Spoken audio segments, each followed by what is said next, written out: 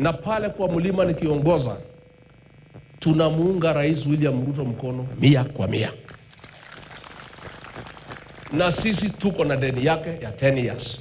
Naibu wa rais ambaye saa hizi ndio rais alipokuwa deputy president from 2013, he went through many things hata yenye wewe sasa hujafikia. Kasudi asisunguke, akae kwa constituency yake. Na sasa hiyo unaongea uko kwa constituency ya mwingine na mko 30, hata sio mtu mmoja, 30 MPs, na mnasema huyu mtu akae. Sasa sio ni kujicontradict. Tunaomba heshima kidogo. Msijaribu kutupangia siasa ya Mlima Kenya na kutupangia uongozi wa Mlima Kenya. Nyinyi mpange siasa yenu na uongozi wenu. Weka tofauti ya vyama na mirengo kando. Angalia mwananchi wako. Sababu hii taksi ikiwekwa haitaenda kwa Kenya Kwanza ama kwa Azimio. Baba Raila Amolo Odinga alisema yeye hana wasiwasi yoyote magovernors wa Azimio wakishirikiana na serikali kuu kwa shughuli ya maendeleo. It would be very interesting for Kenyans to know how much it would have cost, right, to fly the president by KQ from Jomo Kenyatta to New York, or even indeed to Washington.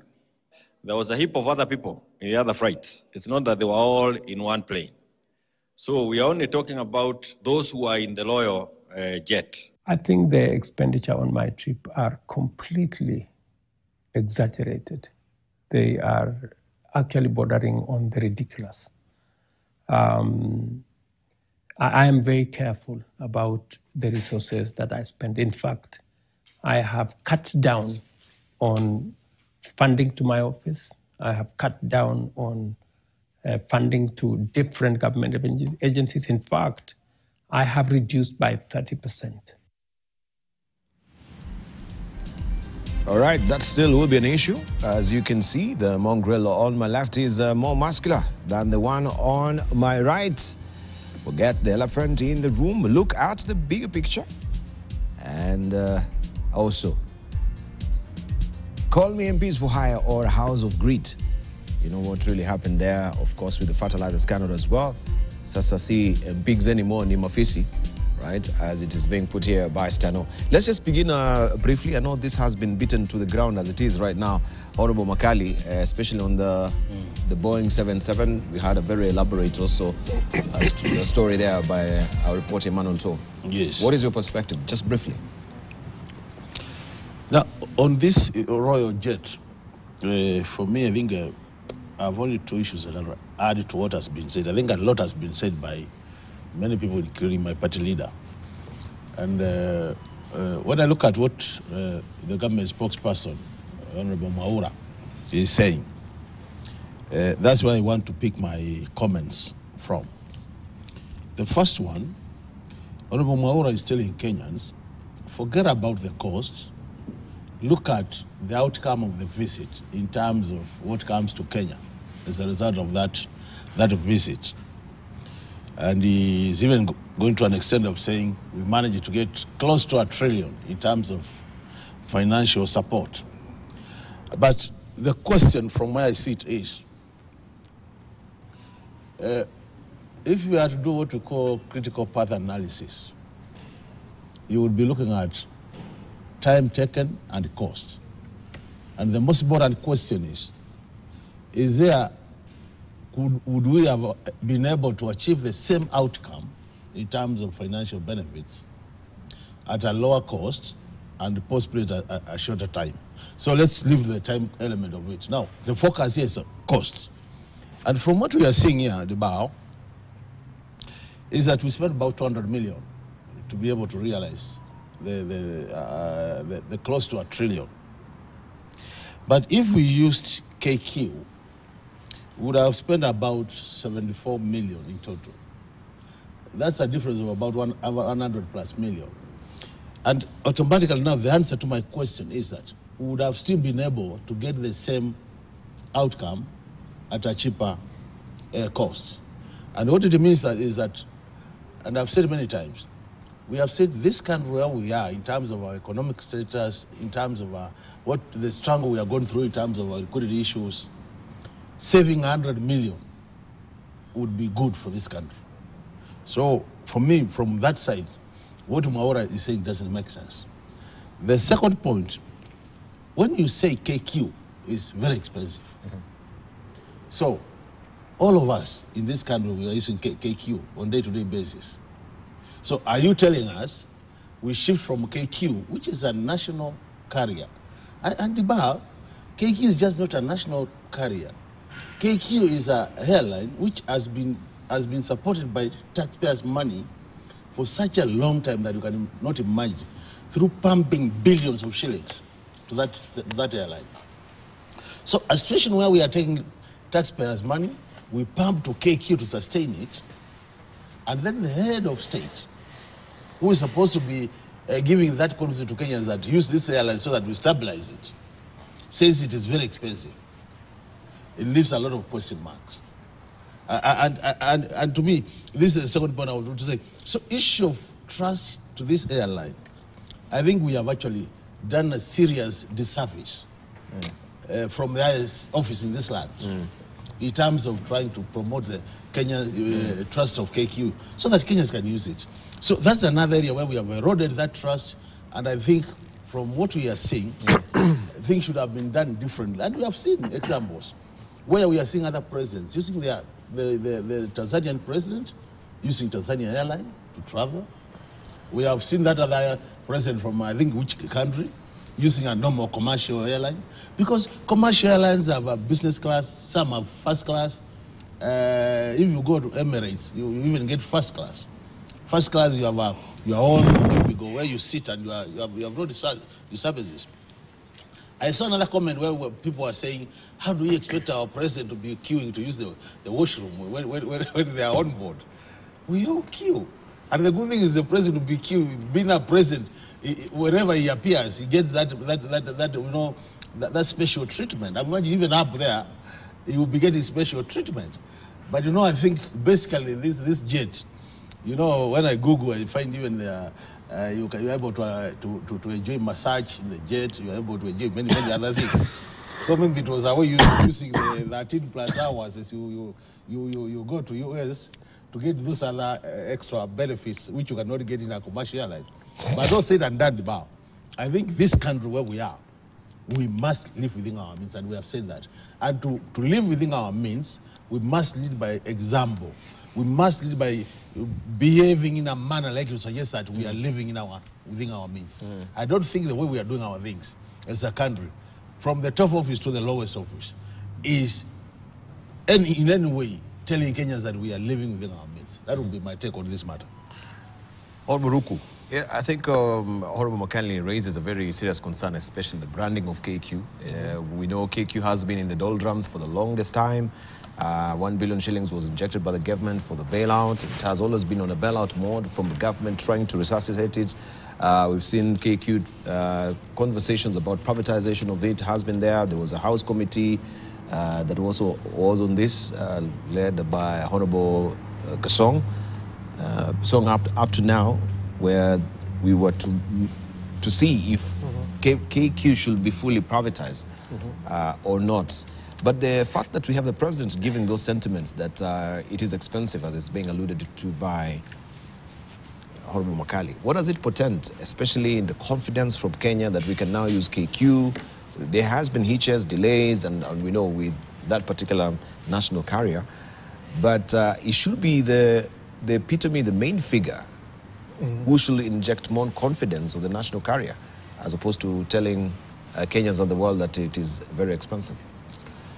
I think, Dipal, it is clear and it is known that KQ made a profit of 10 billion Kenya shilling in the year 2023. Financial result, which were reached a few And I've always told you also to remind Kenyans that also it had a bailout of 1 billion shillings without profit as well. Yes. That's true, but in the past it has been bailed out by the government and still main process. But we are witnessing a case where KQ was bailed out and it made a huge profit of 10 billion Kenya shilling. Concerning the president travel, I think we should not make President feel guilty for the mode of transport he used to the United States. A president of any nation should be able to travel in comfort. It comes with a job and the office which he holds. And it is part of the fringe benefits which comes with the office. And I would want to say categorically that no apologies which are needed for the mode of the transport which the president used. Because it is part of the office which he holds. He's entitled to travel in comfort. And let's also look at the achievement which this trip made. Let's look at the positioning of our nation as a country in the community of nations, which this trip positioned Kenya. The president was able to almost come up with deals which were signed to close to a trillion Kenya shilling. That is not a mean achievement. So let's look at achievements which have been made by this trip, how Kenya as a nation will benefit. Becoming a NATO ally, is not a mean achievement.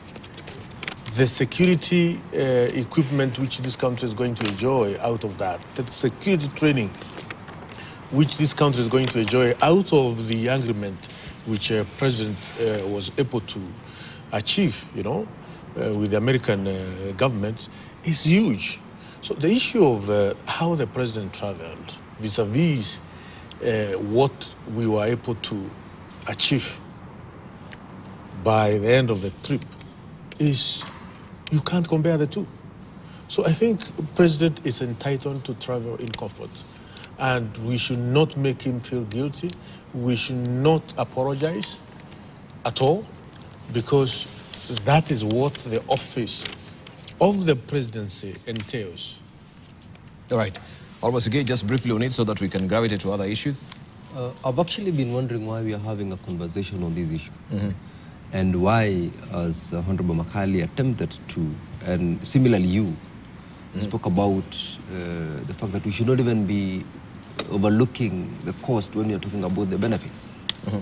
I've just been reading of various articles people are talking about, and one is saying that, look, if your dad, for instance, sells the only goat that is in your home state today, and travels to the next village, and after 3 days he comes back with 3 goats, will you still ask him why he sold the only goat that was in the homestead? Of course, no. And therefore, we can't hide the fact that the issue about the cost of his travel vis-a-vis the benefits that he came with cannot be discussed. We must discuss that, because it was not just a trip. He was not on holiday. And as a matter of fact, even if he was on holiday, if that holiday gave us the benefits that he gave us, then we should be able to appreciate the fact that, look, it was worth a trip. And so I really would encourage us to look at the main thing. And the main thing here is, what benefits has Kenya achieved out of this visit? The most unfortunate thing, and I've always said in this table, is that popular conversations are very good. The business of opposition is to just attack and attack and attack.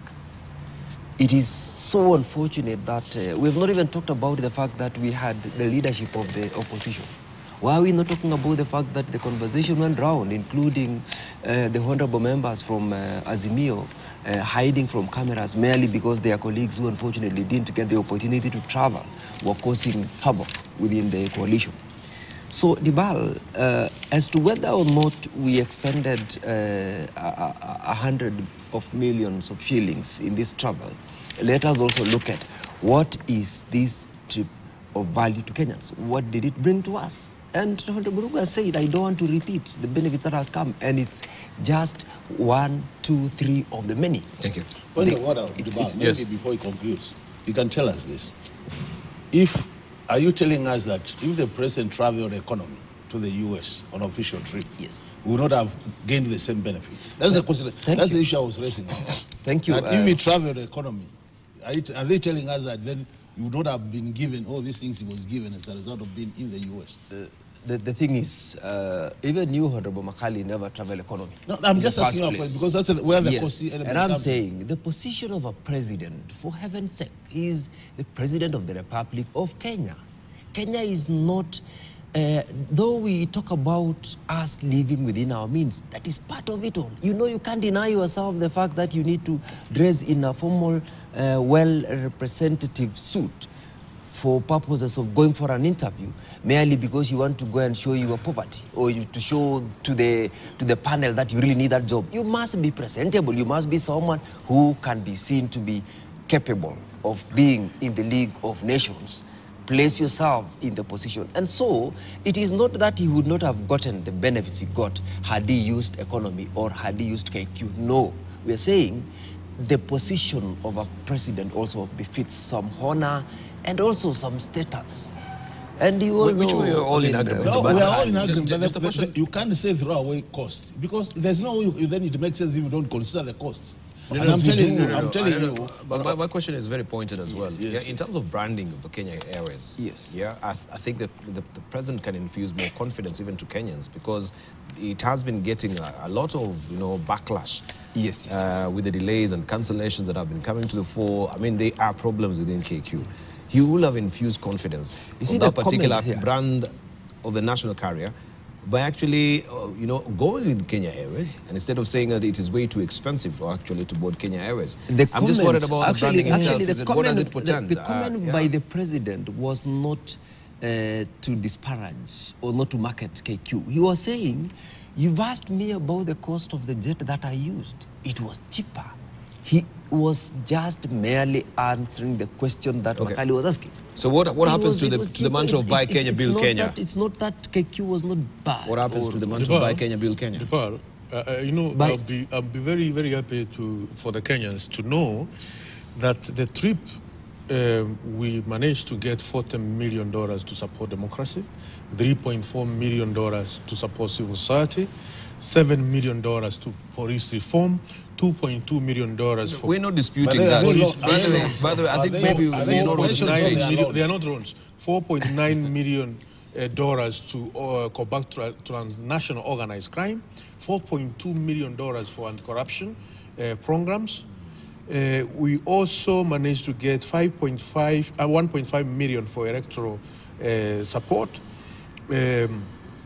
On the issues to fight HIV, and managed to get over 7 billion. The investment so far, $7 billion for the fight against HIV and other health-related partnership. We are talking about $10 million for DFC investments. $10 million. We move forward. We have $31 million to support digital super highway. Over that 5 million digital health goals to be supported. I mean, Debar, these are the issues which we should be talking about. Education partnership, where $3.3 million for scholarship for 60 Kenyan students studying in the US, $500,000 to collaboration between the US and Kenya universities to support through Fulbright specialists, vocational training and technical training, employment of the youth pathway to a tune of $6.5 million. It's on and on and on. The list is $1 million to support. But look, these things are public market support. What should you be telling us is, are you telling us it's free lunch? We are here. Are you telling us it's free lunch? No, we are that here. You just go to free lunch and we are here. These are the issues. And we have not mentioned the Mombasa road. When you are going to... So is that road, are you telling us that road is done by US and Kenya will do nothing? Is it a loan or a grant? That's the question I'm asking. It's a grant. So that even as you read those, dwelling on Mombasa Road, you are telling us it's a grant. This is, 477 billion Kenya shillings for a 6-lane dual Nairobi-Mombasa carriageway. And this is what we've been having lately as a conversation. That road will be tolled, meaning we will get a six lane dual Nairobi, Mombasa carriageway. At the end of the day, at the end of the day, for that road. At the end of the day, Dr. Makali, these are goodies. I mean, the list was going on and on. We are saying, let us also look at the positive aspect. No, really, by the way, we have no issue with the positive. Let us be Kenyans who are looking forward. Don't just for the sake of just saying. And that's why my colleagues, I don't want us to interrogate also. I don't want us to be blinded because what we are telling you is we appreciate the goodies. Thank you. But let's not overlook the fact that we would have achieved the same goodies in a cheaper way. That's what being a country which is struggling to survive. We are saying we could have achieved the same benefits by not spending more than 100 million, which can be used to do other things. We have already done away with the food program for primary schools. A lot of pupils will be dropping out of school because of this. This money would have been channeled to such area. Why are we dropping it? We are dropping it because it has been donor funded. The donors will withdrawn. Now the government cannot take it up. So we are saying such resources would have been directed to such important programs for this country. And she achieved the same benefits. By the way, Bao, and I think my colleagues, you know, this thing will be coming to Parliament. When they come to Parliament for you to interrogate them, you realize that a lot of the list Honorable Ruku is reading are things we must pay at one point. Like they do a road, there is PPP. So when you are driving on that road, it's like an express highway. You pay for it. Are you not a Kenyan? So Kenyans will be paying for this. It will be told, and people drive from Mombasa, people will be paying as they use that road. Which means, with the time, it is a loan to Kenyans because we will be paying. It's only that it's not being given to the government. So basically you're telling us, Dr. Makali, that you would have wanted everything free. Do you yourself? That's what you are telling us. No, we are not telling you that. We're saying let us have a conversation on the benefits that came out of this trip without necessarily engaging in negative energy about the cost of the jet when the president has said it is not that KQ was a bad means, but I'm saying you are asking me questions on whether or not this jet was expensive. I haven't. I mean, let us also be objective in this conversation. We cannot overlook these benefits. We cannot now paint the fact that, oh, they were loans, oh, they are grants, oh, they are PPPs. Are they not the things that every other leader would want to get for his people? That is the message. That should be the conversation. No, but we're coming from the backdrop of a government that has promised that we are coming to cancel or maybe not going the way the other previous administration has gone in terms of borrowing. They have been on the borrowing spree. You promised yourself as a Kenya administration that more loans will not be, will not be identified with this particular government. But all we see is accumulation of more loans and grants. Well, grants, I can't say if listen to yourself again. You do not want to even talk about grants merely because to you it will not be a subject that can attract some attention. Let us talk about everything. The difference I wanted to tell you between this current administration and the previous administration is that there is a lot of transparency. People speak about it. We are free to talk about it. And even in this table, we are free to do it. Who knows about this jet other than the fact that it's come out from the media and from also those who traveled from the president himself? Why? Because he is transparent. What used to happen, we would really get to know about it. So let's celebrate the fact that at least we are even having a conversation about the cost of a jet that the president used, and at the same time give room to a conversation on the benefits that came to our country. That way, but we will it's the first time it's the first time our president is using that, and Kenyan president. And to make things worse, other presidents will still use that, but they will be picked from another destination.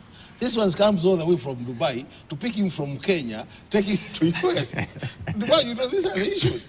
Other presidents would go to KQ. A little bit of transit there. When they get to Dubai, get to this jet, so that Kenyans will never know about it. You know, guys, to make things worse. Dr. Makali, the president has traveled over 48 destinations from the time he got into office. This is the first time he's using a jet. Don't you think then that previously usually when he's traveled to those other countries, he's been using KQ Right. and these other commercial airlines. Let's go to the politics. Right. Let's move on to other issues right now. I think we have belabored these issues for the longest time. They'll get a fatigue with this. All right. I wanted just to ask a bit about, because I know it's not really a known issue. It's big in politics as well. The Mogoka issue that the Marians as well, they're fighting with the coast governors as well. I know now it's taking a political angle. What is the rhyme or what is the reason behind it? Why the push and pull between coast and Meru people regarding Mogoka? The power I want to say this, that the governors from coast are actually committing a crime, are actually committing, the acting against our constitution as well as the Crop Act Mera regulation, which my committee of delegated registration went through and passed. Because if you look at the Mera regulation, it defines clearly what Mera is, and in the definition, it includes Mogoka as part of Mera and how it should be, the business should be done within the country. Also, if you look at Article 11 of our Constitution, and we have the Constitution here, if you go to Article 11, talks about the culture, and Article 11(3)(b) says that the Parliament shall enact legislation to recognize and protect the ownership of indigenous seeds and plant varieties, their genetic and diverse characteristics, and their use by the communities of Kenya. So, these are Mogoka farmers, or we who do the farming of Mogoka. Our rights are guaranteed under Article 11(3)(b), as well as under the Crop Act, and more so Crop Act Mera Regulation 2023. So whatever the governors are acting in Mombasa, in Kilifi, in Ramu, in Taita Taveta, is against the laws of this country. We are Kenyans, those who farm Mogoka. Mogoka is a crop which we chew on a day-to-day basis. And the effect which the governors are talking about, we are not experiencing those effects because we don't use hand drugs. We don't smoke weed, we don't use other hand drugs, which is these drugs are very common when it comes to the coastal region. So first and foremost, what they are supposed to do is to get to the root cause of what they are talking about. And the root cause is that they are young people in coasts. And in this case, it is sad because these are Kenyans. And also it is sad because those who sell these drugs are known. And probably they have way of buying their way out of the nets of law enforcement. So I think the issue is not Mogoka. The issue is there are some businessmen who have been, or drug barons, who have been selling hand drugs to the coastal people. These hand drugs are not moving as faster as they should be for them to make money, because there is a substitute which can keep, the feel-good mood with the young people. I like that. Feel-good mood. And that's why they have gone to construct policies which are not informed by fact. There's some sentiments here that I think is coming from the ground. And his level of Mogoka is not Mira, right? They say Mogoka haijulikani mahali inako inatoka vizuri. Ila mingi iko Mbeere. Mira comes from Meru. Mogoka inauzwa ovyo ovyo. Wauzaji hawajulikani. An export crop sold by legit vendors. We have also Mogoka is cheap drug. Inauzwa hata 20 bob, hence affordable even to kids. Miraa is a respected product. Mogoka inabebwa kwa boot ya Probox. Miraa is transported in well-maintained vehicles and aeroplanes. This is what some of the sentiments that are coming from the coast. Yeah. ukikula mogoka unaanza kuongea vitu hazieleweki na kutoa macho nje. Your eyes are bugging out. Miraa chewers retain their sobriety. Umewahi ona kiongozi yeyote akikula mogoka? They're asking. Miraa is consumed by very respected members of the society. That's what they're saying. Miraa is a customary crop used in marriage negotiations. Mogoka haiwezi pelekwa mahali. Ni aibu. Miraa is handled carefully right from the farm to the market. Mogoka inasindiliwa popote bora ifike. Those are some of the issues that, or there's a larger, You know, Anyway. the thing is the active elements of both the mogoka and Miraa from Meru and mogoka from Mere, the active element is the same. And we have scientific publications which have been published in very reputable journals. A journal of, genophytic characterization of Kala edulis in Mount Kenya region, But Kenya. Honorable Ruko, I think we should not even be having this debate of Miraa and mogoka in the first place, knowing what these drugs are doing to our young people. I know there's a commercial element towards for your place and also at the coast as well, but we need to take cognizance of where the country is and the young people that we are. Yeah, and the Deputy President is on the ground trying to make sure also alcoholism is being, is being controlled, because our young people right now, they are losing sobriety. Our young people, they are losing direction. Why should we even be debating you and the guy? Why should you be torn between Miraa and mogoka? Our young people are not in that shape because of mogoka and Miraa. No, They are in that shape because of the adulterated alcohol, which is poison for anybody to consume. No, they are but in that state because of. Can we classify? Is it classified as a drug? What? Miraa? No. They are not. It's not a drug. Well, what is it? Mogoka is not a drug. It's a stimulant. It's a stimulant. Yes. So what I mean by drugs, of course, is a stimulant. So what's the difference? Help me understand. Hilary Sigay. This So is quite an alcohol is a stimulant, isn't it? Do you classify it as a stimulant? No. Where will you classify alcohol? Let me put it this way, so that we also avoid missing the point. I've listened to... help me understand from that particular perspective. Yes. The definition because from my of understanding, I'm thinking anything that is a stimulant that changes the way the feel-good mood. The way just my chemical balancing of the brain is, Yes. and it makes it maybe hyper or, the way I just think, my sobriety, yes, that is a stimulant. I'll classify it maybe in the classification of drugs is a stimulant or what. Make me understand. I'm not really...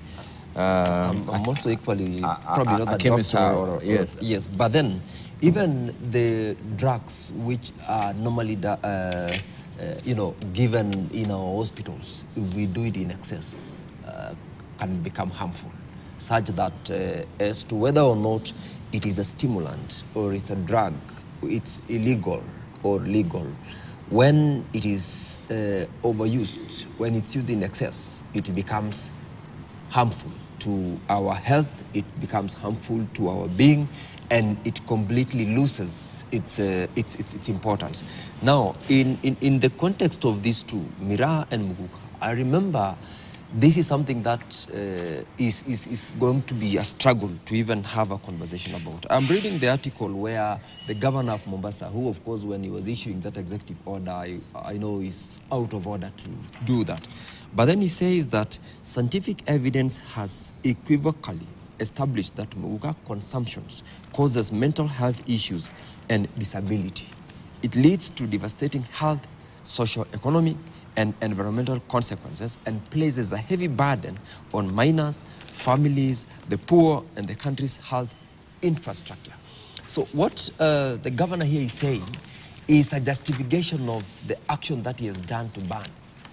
On other aspects of reporting on this issue, the county government of Mombasa previously attempted to, make it so hard and expensive for traders to trade in this thing by imposing an 80,000 Kenya shillings per lorry that gets into the territory of Mombasa.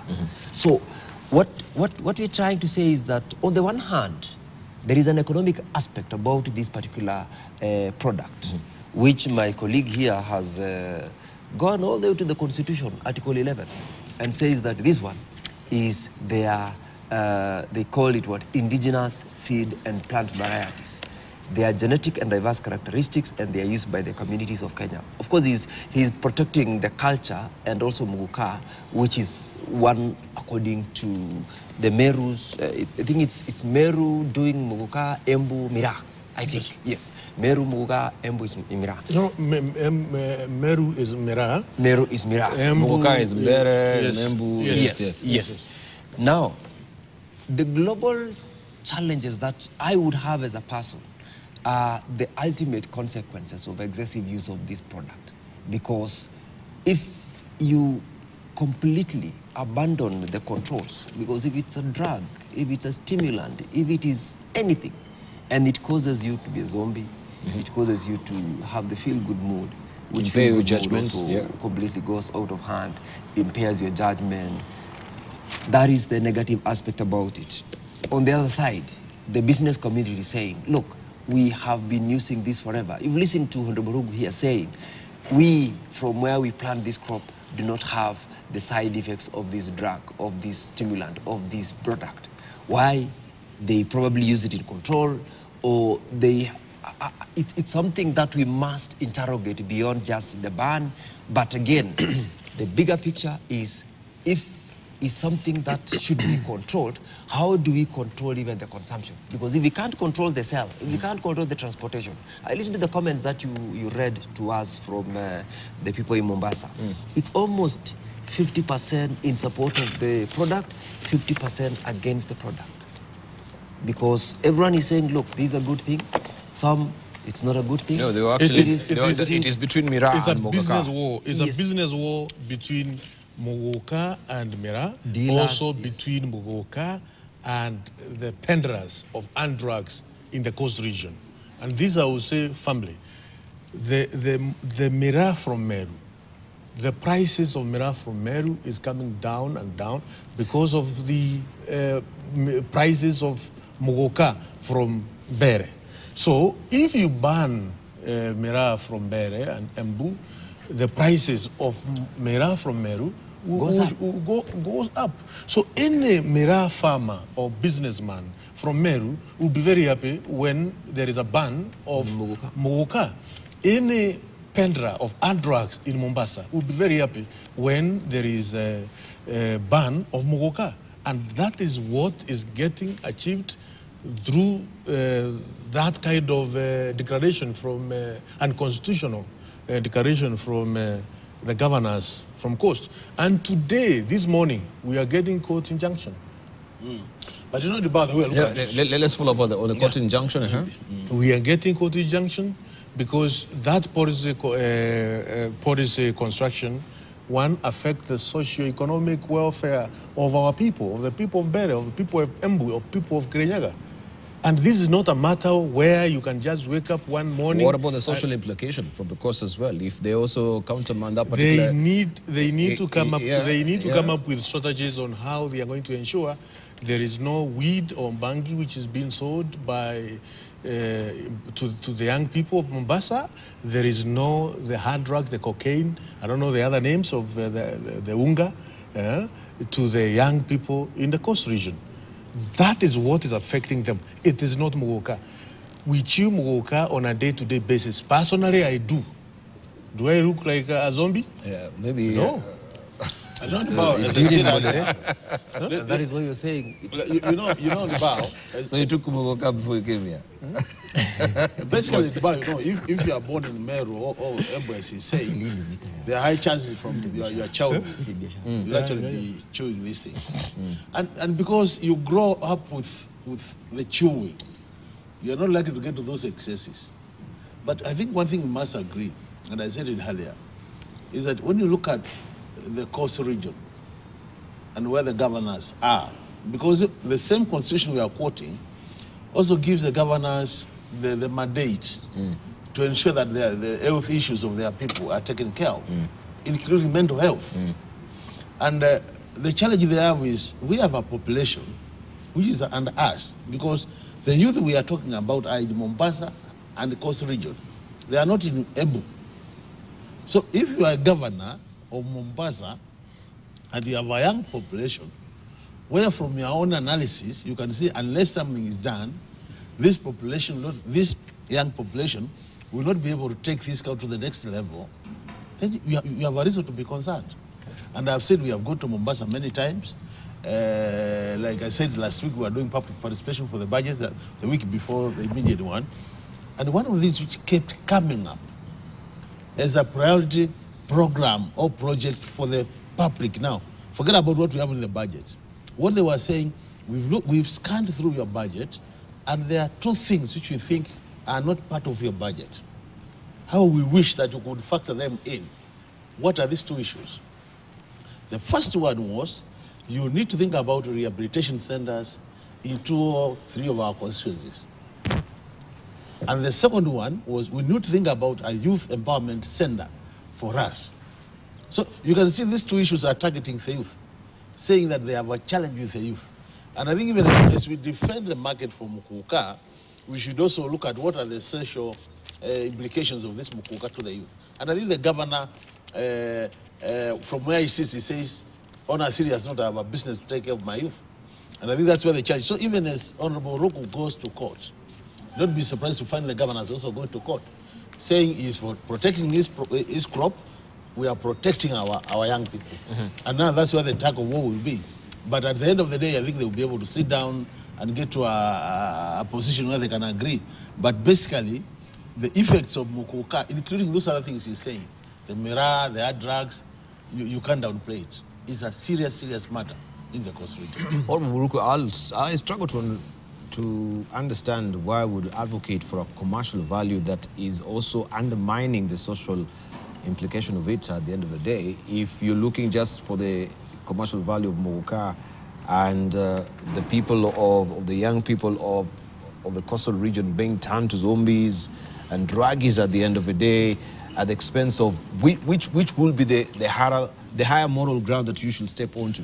I would be expecting that the governor of Embu, the governor of Kirinyaga, the governor of Tharaka-Nithi, the governor of Meru also could bring the same, saying that we have a problem on Muguka.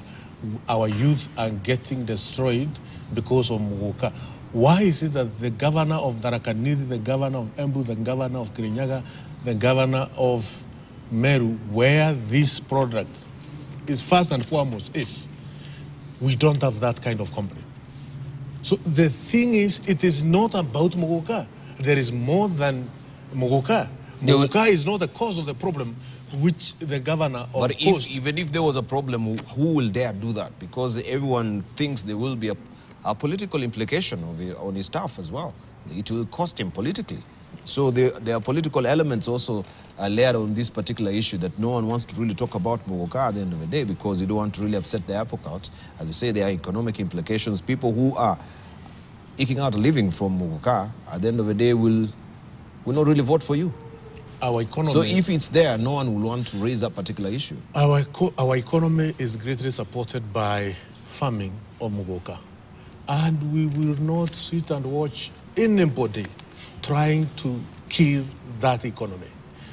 Actually, we are going to escort the probox and lorries from Embu, from Bere, all the way to Mombasa, to Kirivi, to Ramu. Because whatever the executive order is completely unconstitutional, it has no legal basis, and we will face them. That is what we want to tell the people, the governors of the coast. We will escort ourselves, leaders from Embu County. We will escort the probox carrying Mera, the lorries carrying Muguka, all the way to the coast. But you don't have to force the coastal leaders to buy your Muguka if they don't want to. I mean, it's at the end of the day, it is them to make the discretion or to make the judgment and the decision to buy a Muguka. You can't come and force me to buy something that I don't want. Actually, if you look at the coast, if you look at the social media at the moment, it's filled with women, people saying, you governors, you are making very rational decisions which are not supported by fact. We have been chewing Muguka, we have no issue. Please go out there and control the selling of drugs. control the selling. They are calling control the selling of unga. This is what is killing young people in the coast. It's not Mugoka. All right, so let's wait to see as we move to the coast today how that will pan out as well. So this is still a developing story. All right, let's turn the crack now to the politics of Mount Kenya briefly. You've heard, of course, from our soapbox what is happening, reactions also from the Rift Valley, Suri as well, weighing on this chasm that is developing. I don't know, Honorable Makali, if you want to latch on it, or we can also begin with the... Maybe let's start with the owners of the house. You know, I'm not a member of Kenya Kwanza. They can tell us what is happening, then I can comment. All right. You want me to start by eating it hard? Yeah. No, I just want to hear from you as well. What is your perspective, so that... You know, the truth of the matter is what is happening is just politics of succession. And the DPE has already said it openly, that he believes the reason he's been fought is because Kenya Kwanza members of parliament who are now like torn between him and the other young person who's been mentioned all over the place are preparing for 2032. And I think what the DP is saying is that time has come when they need to focus more on development for now. And as they focus on development, leave Central Kenya alone. You remember he's telling the Rift Valley members of parliament, you cannot come and plan our politics. He was actually very categorical that Mount Kenya politics are very complicated. The likes of Sudi and the rest have no capacity to manage those politics. And he was proposing, why don't you leave us alone? We plan our succession, and we come 2032, we will not interfere with the politics of succession politics of Rift Valley. But the young people are saying that we are elected leaders. We need to crisscross the country, doing development, but at the same time also politicking. And I do remember Honorable Suri was telling him, for you to be known in this country, you had also to crisscross the country in different constituencies so that people get to know you, and that's why you are deputy president. So to me, the way I look at it is just politics of succession. That there are people who think that we will not be able to support the current DP to succeed Honorable Ruto. And there are others who are thinking that we need to come up with another person. And you saw the young legislator, I can't remember the name, but it's Honorable Sonko. Yes, God Sonko. Yes, Nelson, not Nelson. Coach, but no, Gideon. Yeah, Gideon. Gideon, saying that with him, he believes in the leadership of the young people, and they do respect Didi Nyoro as a young person. You see these sentiments. So basically, people are just trying to position themselves for the future. Right. That's why. But for me, from where I see it, and I think I did say this. You know, Debao, when you look at all what is happening, even though the DP keeps on saying we have a good working relation with the president, things are smooth, it's only the people who are surrounding the president. To me, the question is that suggesting that the president might not be able to control the people under him? Or is it that the people who are under him are actually trying to push out the position of the president to Kenyans? That's the question. Now, a political analysis is that, are we sure that when the Sudi says, I'm beyond control of anybody, and we know Sudi is a member of parliament like Makali Mulu, he's not the DP, but he says, I'm beyond the control of anybody. Whose voice is that? Is that Sudi's voice? Or is that the voice of the people? You know, is he among the team where the DP says there are those who believe they own the president? And in that case, then the voice we are hearing is the voice of the president. So don't be surprised to find that this lift, I've seen you have covered it very well in the papers. And more likely my colleagues will not agree. They will say the papers, you are magnifying the thing. No, it's not as much as it is. But all said and done, there are cracks in Kenya Kwanza. Right. The extent of the cracks is what we are now discussing. It's not whether the cracks are there. They are already there. Let's now discuss how deep these cracks are. And is this house likely to hold for the next 4 years?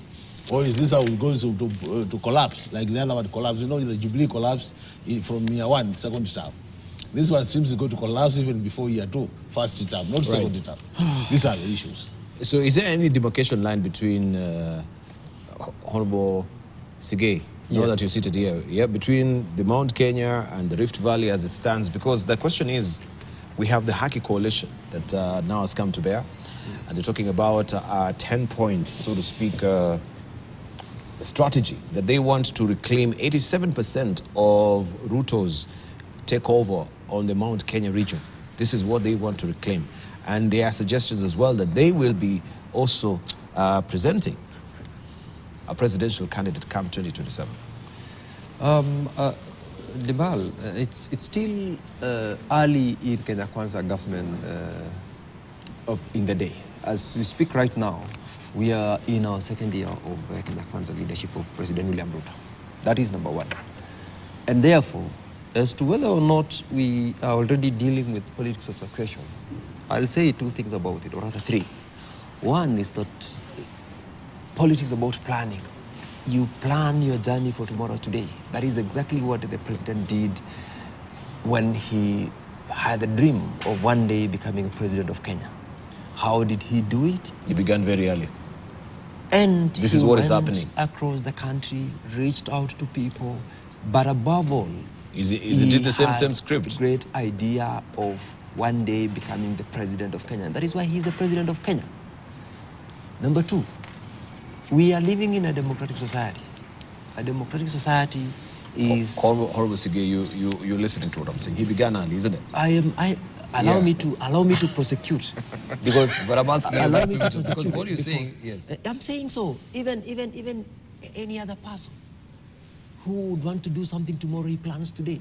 He begins early. But that does not mean that you are completely against any set of rules. In this case, we have the president, William Ruto. We have the deputy president, Rigathi Gachagua.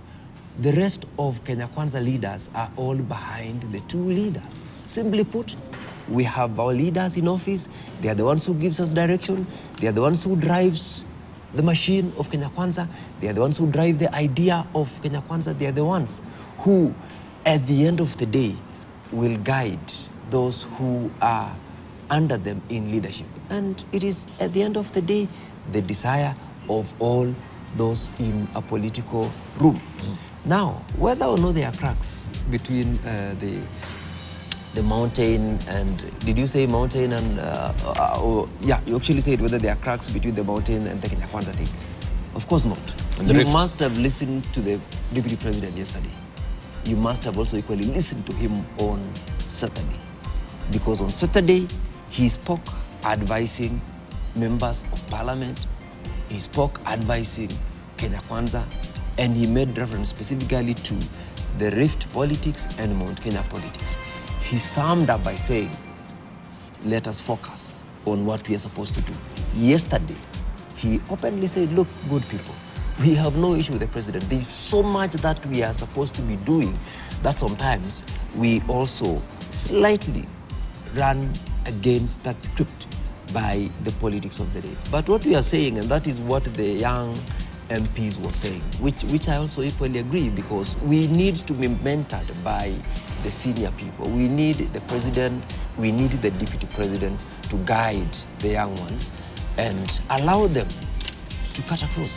By the way, if I don't go to Ruku's place, for instance, because what we are doing is, I have got an event in my county, in my constituency, a fundraiser, I want to support my people. It is my friends that will come and support me. He cannot therefore say, I am not supposed to. You know, Ruku cannot say he wouldn't come merely because he doesn't come from that constituency. So what we are saying is that let us allow ourselves to be free to unite Kenyans. The bigger picture is we have one project called Kenya One. Kenya One, Kenya Kwanza, that is the image. But otherwise, politics will always remain local. As it regards the leadership of our constituency, members of that constituency will fight. A county, members of that county will fight for the available space. Remember, we only have one president and one deputy president, 290 elected MPs and the nominated ones. So we definitely will live in that space of... I need to take my break. Thank you. Thank you, Honorable Sige. We take a short break right now. When we circle back, of course, we shall be looking at the Constitutional Amendment Bill as well that is in the Senate that has sailed through, that seeks now to prevent the current governors from running for the senatorial seat after their term. We shall also be looking at the National Administration Bill as it stands right now. We understand that the CSs will also be having a green light